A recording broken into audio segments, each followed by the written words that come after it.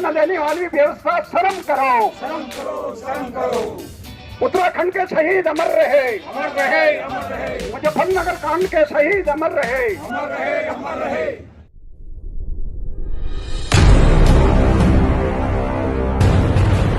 उत्तराखंड एक ऐसा राज्य जिसे हम देवभूमि भी कहते हैं, हम ऋषियों की भूमि भी कहते हैं उत्तराखंड को। हम कहते हैं कि जहाँ से नदियाँ निकलती हैं और जहाँ बड़े बड़े तीर्थ हैं, उस उत्तराखंड को इतनी आसानी से उसका निर्माण नहीं हुआ। उसके लिए बहुत सारे लोग शहीद हो गए। जब उत्तराखंड का आंदोलन बनाने का आंदोलन चरम पे था तो यूपी में मुलायम सिंह यादव जी की सरकार थी और उस समय में 1994 में जो हुआ उसमें मुजफ्फरनगर कांड के नाम से वो जाना जाता है।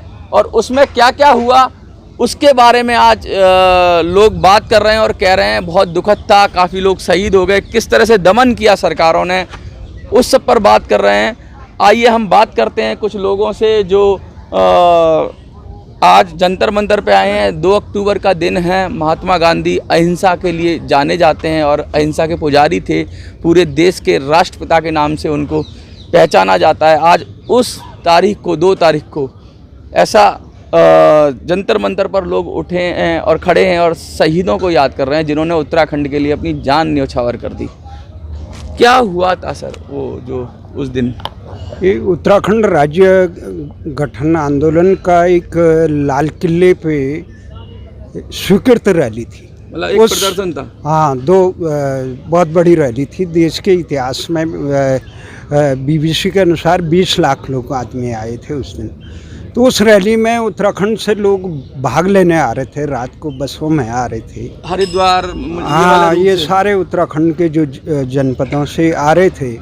उस शांतिपूर्ण आंदोलनकारियों को तत्कालीन मुलायम सिंह की सरकार ने बिना कारण और यहाँ पे नरसिंह राव के दबाव में आकर वहाँ पे नरसिंह राव वहाँ पे रामपुर तिराहे पे उनको अकारण ही रोक कर उन पे अमानवीय दमन किया, व्यभिचार किए, दुराचार किए, जिसको भारत की सर्वोच्च जांच एजेंसी सीबीआई ने गुनाहगार पाए। वहाँ के स्थानीय जो डीएम थे तत्कालीन अनंत कुमार सिंह, बोआ सिंह और नसीम से लेकर ये लोग जो थे, उन लोगों रामपुर चौराहा जो कि मुजफ्फरनगर में आता है, हाँ, वो वहीं की बात कर रहे हैं, वहाँ की बात कर रहे हैं। और जबकि रैली आ रही थी यहाँ पे दिल्ली आ रही थी, वो स्वीकृत रैली थी और बिना उसके वहाँ पे रोकने का जो कृत्य किया गया, उससे इलाहाबाद उच्च न्यायालय ने उसे नाजी अत्याचारों के समकक्ष रखा। क्या हुआ उस रैली के अंदर? उस रैली के अंदर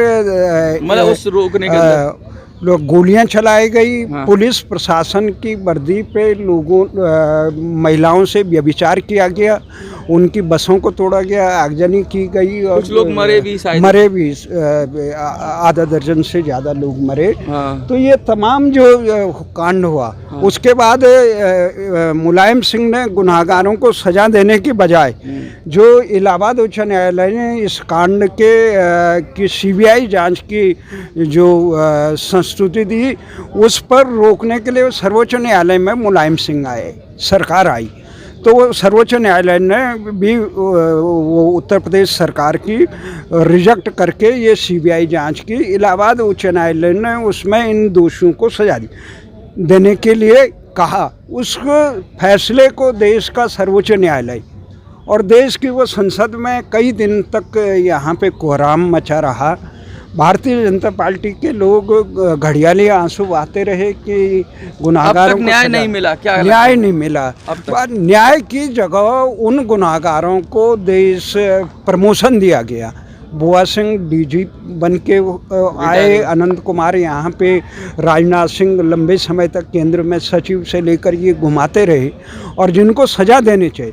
इससे बड़ा खतरनाक बात यह है कि ना उत्तराखंड जो आंदोलन के कोख से जन्मे जो उत्तराखंड की सरकारें थी, उन सरकारों ने उचित पैरवी न करके केंद्र से इसका आयोग ने, जिस प्रकार से 84 के दंगों से लेकर गुजरात दंगों पे कई आयोग बने और उनके पीड़ितों को केंद्र सरकार और राज्य सरकारों ने कई बार सहायता देने की बात की। उल्टा उत्तराखंड के जो मुख्य गुनाहगार मुलायम सिंह समझा जाता था, उसको पद्म विभूषण रत्न देकर एक प्रकार से जख्मों को पद्मश्री नहीं दिया, पद्म विभूषण दिया।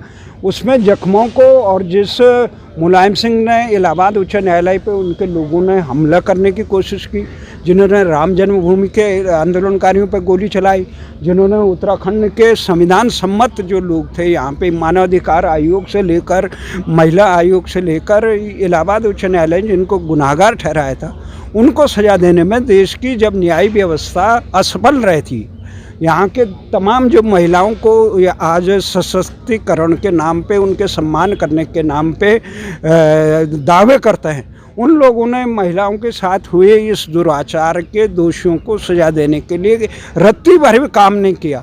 रत्ती भर, और उत्तराखंड की सरकारें, चाहे नित्यानंद स्वामी तिवारी से लेकर, खंडूड़ी से लेकर हरीश रावत और अब धामी की सरकारें, इन सरकारों ने ईमानदारी से न पैरवी की, न केंद्र सरकार से मांग किया। शहीदों को बुला दिया गया जो जिन्होंने, हाँ, इन्होंने बुला दिया। अपितु उनके अरमानों को, जो उनकी मांग थी कि राजधानी गैरसैंण बनाई जाए, भूमि कानून बनाया जाए, इनके गुनाहगारों को सजा दी जाए, वहाँ पे जनसंख्या पर आधारित विधानसभा परिसीमन को रोका जाए, ये मूल निवास का किया जाए, एक शांत प्रदेश जैसे आप बता रहे थे देवभूमि का, ये सवाल मात्र देवभूमि का नहीं, ये देश के संविधान का सवाल है, देश की संस्कृति का सवाल है कि जहाँ के यत्र रमन्ते देव, जहाँ नारी की पूजा होती है वहाँ देवता आज वास करते हैं। आज पितृ दिवस पर हम उन सारे शहीदों की पावन स्मृति को यहाँ पे श्रद्धांजलि देने आते हैं, ये जंतर मंतर पे, संसद की चौखट पे, और ज्ञापन देते हैं राष्ट्रपति को और धिक्कारते हैं देश की व्यवस्था को, राष्ट्रपति को उनके संवैधानिक दायित्वों का बोध कराने के लिए ज्ञापन दिया जाता है। ये हालात हैं व्यवस्थाओं के कि किस तरह से जब प्रशासनिक अधिकारी निरंकुश हो जाते हैं और मनमानी करने लगते हैं तो क्या अत्याचार होता है।